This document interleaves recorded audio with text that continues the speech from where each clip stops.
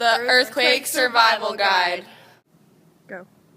It's an earthquake! Get inside! It's an earthquake! If you're outside during an earthquake, stay in an open area. Go. Marla. Oh my god, do you feel that? No, what are you talking about? I think it's an earthquake. Hide. Under desk. For safety. So the earthquake and objects can't fall on you. Away from windows. Yeah. An emergency situation. Turn off the gas. Okay. Okay, Mom. Turn off the gas. You have to make sure that you turn off the running water. Got it. Turn off the lights.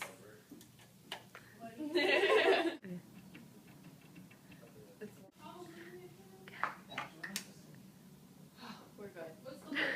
Make sure to not use electrical devices during an earthquake. Do you hear it? What? Do you hear the radio? I hear it. I really think I do. They're trying to tell us something important. Maybe that there's an earthquake? And what to do?